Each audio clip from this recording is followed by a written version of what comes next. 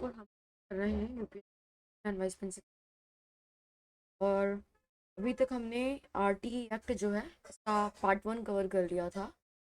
हमने इसके सेक्शंस देख लिए थे, कौन कौन से सेक्शन में कौन कौन सी चीज़ें हैं, एक्ट का फुल नेम क्या है, कहाँ कहाँ पर जो है ये एक्ट लागू होता है, कब से लागू किया गया है, एक्ट में क्या क्या अमेंडमेंट हुए हैं, कितने अमेंडमेंट हुए हैं एक्ट में, चैप्टर्स और कौन कौन से एक्ट है। बाकी का बचा हुआ पार्ट जो है हम इस वीडियो में कवर कर लेंगे। तो सेक्शन 24 है, रिलेटेड है शिक्षकों के कर्तव्य और उसके ग्रीवियंसेस से। टीचर जो है वो नियमित मतलब पंक्चुअल स्कूल आए और रेगुलर स्कूल आए, सिलेबस को टाइमली कंप्लीट करे, हर बच्चे की सीखने की जो उसकी क्षमता है उसको एस्टिमेट करे, उसका असेसमेंट करे, और ज़रूरत पर जो है अगर बच्चे को एक्सटर्नल नीड है या असिस्टेंस रिक्वायर्ड है तो वो प्रदान करे। पेरेंट्स और अभिभावकों से रेगुलर पीटीएम करके बच्चों की अटेंडेंस का और उनकी प्रोग्रेस की जानकारी दे। और अगर किसी टीचर के साथ करते हुए में चूक होती है या फिर वो कंप्लीट नहीं कर पाता है तो उसके लिए उसके साथ डिसिप्लिनरी एक्शन भी लिया जा सकता है। Section 25 people teacher ratio PTR, schedule में निर्धारित किया हुआ है उसके अनुसार हर स्कूल में पीटीआर बनाए रखना होगा। मूल अधिनियम में से लागू करने के लिए 3 साल की समय सीमा दी और पीटीआर बनाने के लिए शिक्षकों को अनावश्यक रूप से दूसरे विद्यालय या कार्यालय में स्थानांतरित, ट्रांसफर या गैर शैक्षणिक कार्यों में नॉन टीचिंग एक्टिविटीज में इंडल्ज नहीं किया जाना चाहिए, रखा गया लक्ष्य। 2012 में विद इन 6 मंथ्स को जो है विद इन 3 ईयर से कन्वर्ट किया। ये हमने कर लिया था फिर, लेकिन अब उस वर्ड को फिर से कवर कर रहे हैं। सेक्शन 28 रिक्त स्थानों को भरना है, टीचर्स की वैकेंसी जो 10% से ज़्यादा खाली नहीं होनी चाहिए। 27 गैर शैक्षणिक कार्यों में शिक्षक तैनाती पर रोक, कि नॉन टीचिंग एक्टिविटी में टीचर्स को लगाया जाना चाहिए by census due disaster management, local state या पार्लियामेंट के इलेक्शंस। धारा 28 निजी ट्यूशन पर रोक। सेक्शन 28 आरटी का कहता है कि शिक्षक है वो निजी ट्यूशन या निजी शिक्षण गतिविधियों में संलग्न नहीं होगा। चैप्टर 5 है सिलेबस और एलिमेंट्री एजुकेशन की कंप्लीशन को लेकर के। सेक्शन 29 कहता है सिलेबस और असेसमेंट का क्या मतलब, इवैल्यूएशन का क्या मतलब होगा। तो अप्रोप्रिएट गवर्नमेंट जो निर्धारित करेगी, एकेडमिक अथॉरिटी वो सिलेबस बनाएगी और वही असेसमेंट की जो प्रोसेस है वो निर्धारित करेगी। अप्रोप्रिएट गवर्नमेंट द्वारा निर्धारित एकेडमिक अथॉरिटी क्रम और मूल्यांकन प्रक्रिया निर्धारित होगी। संवैधानिक मूल्यों मतलब जो हमारी कॉन्स्टिट्यूशनल वैल्यूज़ हैं, होलिस्टिक डेवलपमेंट, बच्चे का स्किल और एटीट्यूड है, तो उसका नॉलेज है, सबको ध्यान में रखते हुए उसका फिजिकल और मेंटल जो है डेवलपमेंट पे फोकस करना है। चाइल्ड सेंट्रिक स्टडी होनी चाहिए, एक्टिविटी बेस्ड है, डिस्कवरी बेस्ड और खोज जो है अन्वेषण मतलब आविष्कार आधारित। एक्टिविटी भी हो उसमें, प्लेज भी हो, डिस्कवरीज भी हो, आधारित होना चाहिए जहाँ तक संभव हो। एनईपी ने तो लागू करके 2020 में कह ही दिया कि 5वीं तक और मैक्सिमम अगर हो सकता है तो 8वीं तक जो है मदर टंग में पढ़ाया जाए, तो जहाँ तक संभव हो मातृभाषा में शिक्षण किया जाए। भय, आघात और चिंता से मुक्त वातावरण हो, मतलब बच्चे को कोई डर ना लगे, बच्चे को कोई हरासमेंट वाला इशू ना, बच्चे को कोई एंग्जाइटी ना हो, ऐसा एकदम एकदम जो है socio economic socio emotionally safe environment जो है बच्चे के लिए क्रिएट हो। सेक्शन 30 परीक्षा और पूर्णता प्रमाण पत्र। एलिमेंट्री एजुकेशन पूर्ण होने तक किसी बोर्ड एग्जामिनेशन को पास करना अनिवार्य नहीं है। जब बच्चा कक्षा 1 से 8 तक है तो उसके लिए कोई बोर्ड एग्जामिनेशन नहीं है, उसको पास करना उसके लिए अनिवार्य नहीं है। प्रारंभिक शिक्षा पूर्ण करने वाले प्रत्येक बच्चे को कंप्लीशन सर्टिफिकेट दिया जाएगा। बच्चे ने एलिमेंट्री एजुकेशन पूरी कर ली है उसे कंप्लीशन सर्टिफिकेट आर्टिकल जो है सेक्शन 30 के बिहाफ पे दिया जाएगा। चैप्टर 8 है बच्चों के शिक्षा अधिकार का संरक्षण, चाइल्ड्स के जो है एजुकेशनल राइट्स है उनका कंजर्वेशन। तो धारा 31 बच्चे की शिक्षा के अधिकार की निगरानी करती है। सेक्शन 31 के अनुसार चाइल्ड के जो एजुकेशनल राइट्स हैं उनकी प्रॉपर से जो है असेसमेंट होगा, उनको मॉनिटर किया जाएगा। तो एनसीपीसीआर, ठीक है, और एससीपीसीआर, तो national commission for protection for child rights and state commission for protection for child right, RT सुरक्षा उपायों की समीक्षा और प्रभावी क्रियान्वयन की सिफारिश करते हैं। आरटीई से संबंधित शिकायतों की जांच जो है एनसीपीसीआर एससीपीसीआर कर सकते हैं। और जहां कोई स्टेट कमीशन ना हो तो अप्रोप्रिएट गवर्नमेंट एक अलग से अथॉरिटी गठित कर सकती है, ठीक है। एनसीपीसीआर एससीपीसीआर आरटीई की जो सुरक्षा उपायों की समीक्षा और प्रभावी आकलन की क्रियान्वयन करेगी। आरटी से संबंधित शिकायतों की जांच भी कौन करेगी, एनसीपीसीआर एससीपीसीआर। और जहाँ स्टेट कमीशन नहीं है वहाँ अप्रोप्रिएट गवर्नमेंट जो है अलग से कोई अथॉरिटी गठित कर सकती है। धारा 32 शिकायतों का निवारण। अगर कोई कंप्लेन आती है तो उनको कौन देखेगा? तो सेक्शन 38 के अनुसार 32 के अनुसार किसी बच्चे को आरटी अधिकार के उल्लंघन की लिखित शिकायत स्थानीय प्राधिकरण को दी जा सकती है। शिकायत कैसी होनी चाहिए? लिखित शिकायत। स्थानीय प्राधिकरण सुनवाई देकर 3 माह के भीतर निर्णय करेगा। निर्णय से असंतुष्ट व्यक्ति SCPCR या निर्धारित प्राधिकरण में अपील कर सकता है। क्या होगा? सेक्शन 32 के अनुसार अगर कोई शिकायत आती है तो बच्चे के आरटी अधिकार के उल्लंघन की लिखित शिकायत लोकल अथॉरिटी को दी जा सकती है। लोकल अथॉरिटी सुनवाई देकर के 3 माह के भीतर भीतर जो है इसका डिसीजन लेगी।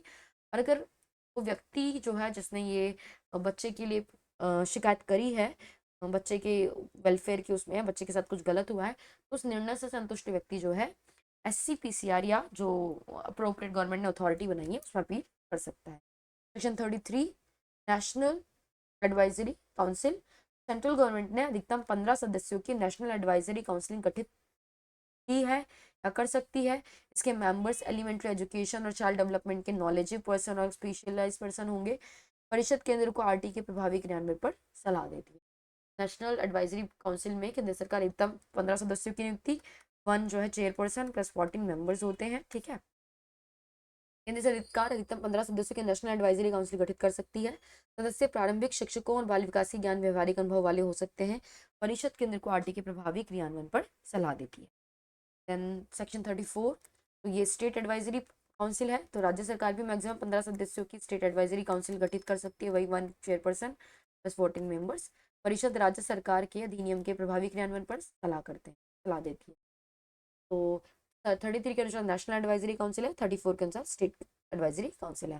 फिर मिसलेनियस का चैप्टर है, चैप्टर 6। तो सेक्शन 35 निर्देश जारी करने की शक्ति देता है कि सेंट्रल अप्रोप्रिएट गवर्नमेंट को या लोकल अथॉरिटी को जो है डायरेक्ट कर सकती है। Appropriate government local authority SMC को और लोकल अथॉरिटी SMC को निर्देश दे सकती है। मतलब उपयुक्त सरकार लोकल अथॉरिटी स्थानीय प्राधिकरण को या SMC को और स्थानीय प्राधिकरण SMC को निर्देश दे सकता है। किसके लिए? जो भी कार्य उनको सेंट्रल गवर्नमेंट से अपॉइंट हुआ है, वो भी कोई भी निर्देश आता है वो। सेक्शन 36 अभियोजन के लिए पूर्व स्वीकृति। सेक्शन धारा 32 कैपिटेशन फीस 18(5) 19(5) के दंडनीय मामलों में अधिकृत अधिकारी की पूर्व स्वीकृति के बिना अभियोजन नहीं है। धारा 13(2) 18(5) और 19(5) के दंडनीय मामलों में जहाँ पे पनिशमेंट है वहाँ अधिकृत अधिकारी की पूर्व स्वीकृति के बिना अभियोजन नहीं होगा, उन्हें जेल के नहीं लेके जाएगा, उन्हें पकड़ा नहीं जाएगा। सेक्शन 37 सद्भावना में की गई कार्रवाई का संरक्षण। तो एक्ट, रूल या आदेश के अंतर्गत सद्भावना से की गई कार्रवाई पर संबंधित सरकार, आयोग, लोकल अथॉरिटी, SMC या व्यक्ति के विरुद्ध संरक्षण है। अधिनियम या नियम या आदेश के अंतर्गत जो सद्भावना से की गई कार्रवाई है उस पर वहाँ की जो अथॉरिटी है, वहाँ की जो गवर्नमेंट है, वहाँ की जो काउंसिल, SMC या व्यक्ति के विरुद्ध संरक्षण होगा। धारा 38 नियम बनाने की उपयुक्त सरकार की शक्ति। रूल बनाने की गवर्नमेंट की शक्ति, तो उपयुक्त सरकार अधिसूचना द्वारा अधिनियम के क्रियान्वयन हेतु नियम बना सकती है कि आज अधिनियम को ढंग से किया जाए, इसके लिए सरकार जो है नियम बना सकती है। Proper training, special training, neighbour school से record, compensation, admission recognition, school development plan, तो इसकी जो है जो सर्विस की है, ग्रीवियंसेस के जो मैनेजमेंट को लेकर के कोई सिस्टम बनाया हुआ है, कंप्लीशन सर्टिफिकेट आदि विषयों पर नियम बनते हैं, वो धारा 30 के अंदर। 2019 के बाद धारा 16 की परीक्षा या होल्डिंग बैग व्यवस्था को लागू करने हेतु नियमों का महत्व बढ़ा और 2024 में केंद्र ने संबंधित अमेंडमेंट रूल्स जिसमें 5 और 8 के लिए जो है होल्डिंग बैग या डिटेंशन पॉलिसी को कंप्लीट किया गया था, ऐड किया गया था। सेक्शन 39 कठिनाइयों को दूर करने की केंद्र सरकार की शक्ति। अधिनियम लागू करने में अगर कठिनाई होती है तो सेंट्रल गवर्नमेंट ऑफिशियल गजट में आदेश द्वारा आवश्यक प्रावधान कर सकता था या कर सकता है, बशर्ते वह अधिनियम से डिफ्रेंशिएट ना करते। अगर अब अधिनियम के साथ ही हैं तो जो है ऑफिशियल गजट में सेंट्रल गवर्नमेंट उसको निकाल देगी। ऐसे आदेश संसद के दोनों सदनों के समक्ष रखे जाएंगे, मतलब लोकसभा और राज्यसभा दोनों हाउसेस में वो रखे जाएंगे। 2012 संशोधन द्वारा 39 पुनर्स्थापित जोड़ा गया, मतलब सेक्शन 39 जो है 2012 के एक्ट से जोड़ा गया है, समय सीमा को 2012 संशोधन के प्रारंभ से जोड़ा गया है। तो टोटल 39 सेक्शंस हैं और स्केड्यूल देखते हैं तो स्केड्यूल्स में क्या क्या विद्यालयों के लिए क्या नॉर्म्स एंड स्टैंडर्ड्स है। कक्षा 1 से 5 के शिक्षक संख्या, अगर 1 से 60 तक बच्चा है टीचर होंगे 2, 61 से 90 तक का बच्चा है तो एक स्कूल में कक्षा 1 से 5 तक अगर 60 तक बच्चे हैं तो 2 टीचर होंगे, 61 से 90 बच्चे हैं तो 3 टीचर होंगे। ठीक है, 91 से 120 बच्चे हैं तो 4 टीचर, 121 से 200 तो 5 टीचर, 150 से ज़्यादा पर 5+1 होगा में एक हेड टीचर, और 200 से ज़्यादा होने पर हेड टीचर को छोड़ करके पीटीआर 40 से अधिक नहीं होगा। पीटीआर मतलब बच्चों का पीपल टीचर रेशो 40:1 से ज़्यादा का।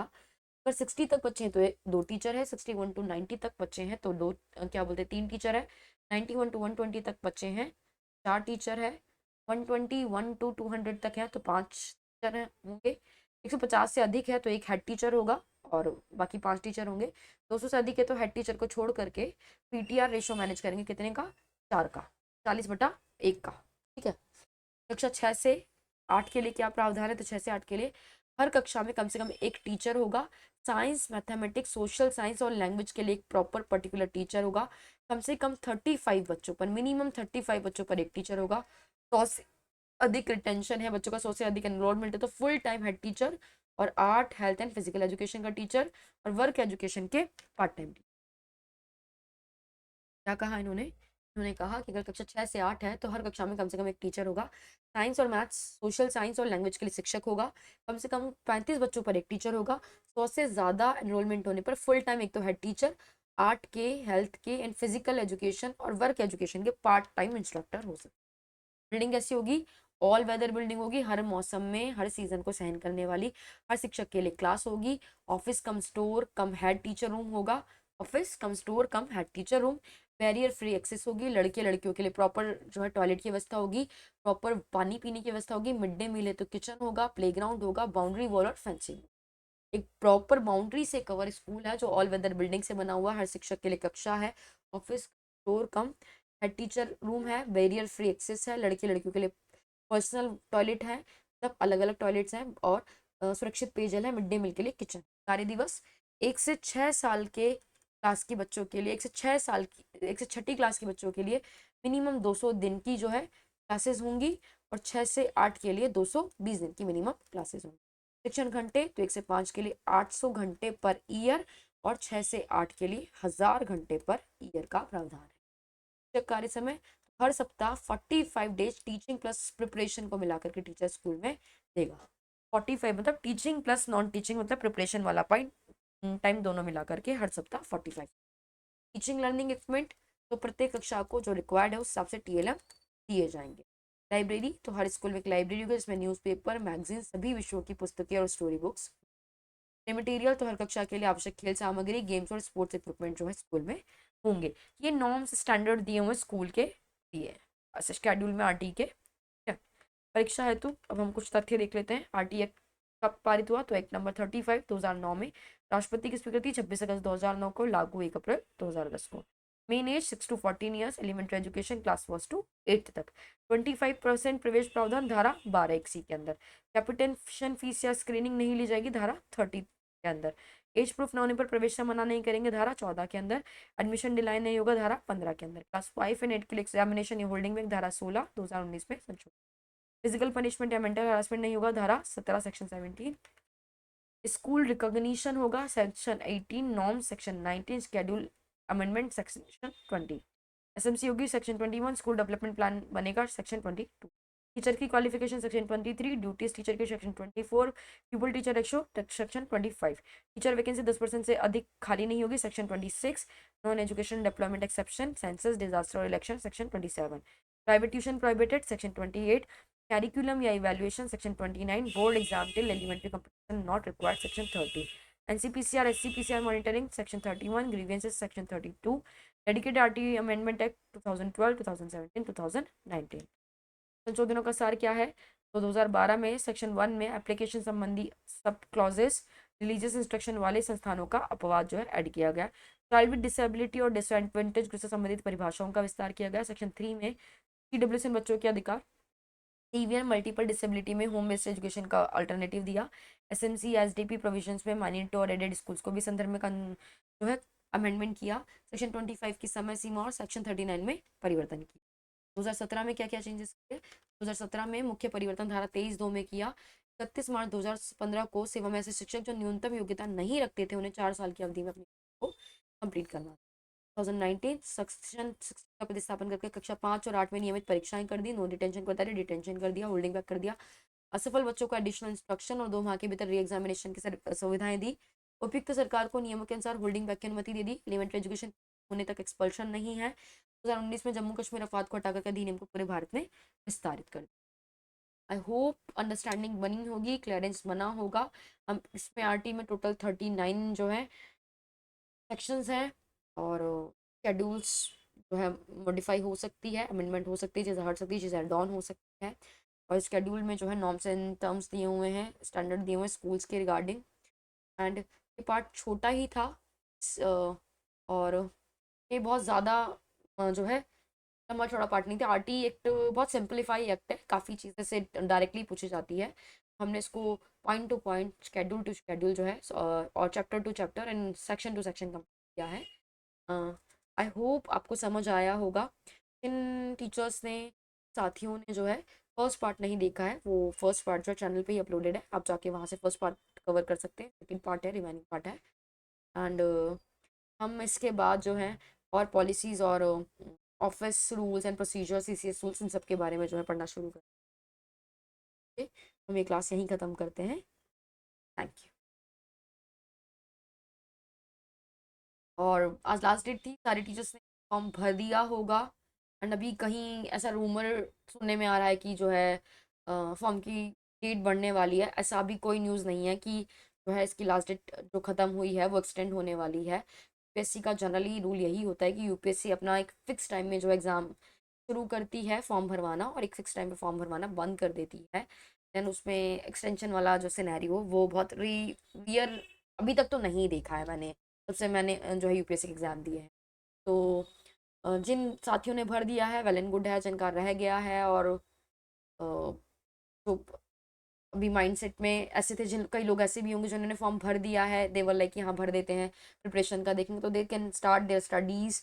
एग्ज़ाम क्योंकि यूपीएससी 1 नवंबर को ही कराएगी, चाहे कितने भी जो है ट्रिब्यूनल्स वाली चीज़ें चलें, चाहे कितना भी जो है अलग अलग कोर्ट केसेस चलें, जब तक यूपीएससी अपने नोटिफिकेशन में नहीं देती है हाँ they are counting that part, और उसका रिकॉग्निशन में वो क्या चेंजेस कर रहे, कोई नोटिफिकेशन नहीं निकाल रही, कोई एडवाइजरी नहीं दे रही है, तब तक हमें यही मान के चलना है कि पेपर 1 नवंबर को ही होने वाला है। और अब बहुत अच्छी बात है, हमारे गेस्ट जो साथ में जो साथी थे, कॉन्ट्रैक्ट वाले जो साथी थे, उन्हें भी अलाउ कर दिया गया है, तो उनमें से भी बहुत सारे लोगों ने जो है एग्ज़ाम का फॉर्म भरा होगा and they can start their studies now. हमारे पास बहुत ज़्यादा टाइम नहीं है, और अगर हम मिल बांट के साथ में पढ़ेंगे तो हमारी स्टडीज़ काफ़ी टाइम में ख़त्म हो जाएगी। हमें सारा पार्ट जो है इन 3 महीनों में कवर भी करना है, प्रैक्टिस भी करनी है, रिवाइज भी करना है, सारा काम हमें इन 3 दिनों में करना है। किसी भी पार्ट को जो है कम इम्पॉर्टेंट समझ के नहीं छोड़ना है, हर पार्ट की उतनी ही वैल्यू है। अगर हम ऑफिस प्रोसीजर या डिजिटल लिटरेसी या सीसीएस रूल्स हो गए हैं, जीएफआर जो रूल्स हो गए हैं, और हमारे एक्ट, पॉलिसीज़ एंड गवर्नमेंट जो है जो हमारे अमेंडमेंट्स हुए हैं, उनको जितना इंपॉर्टेंस दे रहे उतनी इंपॉर्टेंस हमें जो है मैथ्स को, रीजनिंग को, जीके को और इन सारे पार्ट्स को भी देनी है। उनसे भी 50 से 40 क्वेश्चन बनते हैं and they have like 100 to 120 marks like weightage. अगर हम उनको छोड़ देंगे तो फिर हमारे कहीं ना कहीं सिलेक्शन में थोड़ा सा प्रॉब्लम क्रिएट हो सकता है, तो मैंने लास्ट मोमेंट तक नहीं छोड़ के चलना है, उन्हें साथ में ही कवर करके। ओके, बाकी हम क्लास आगे कल कंटिन्यू करेंगे। Thank you.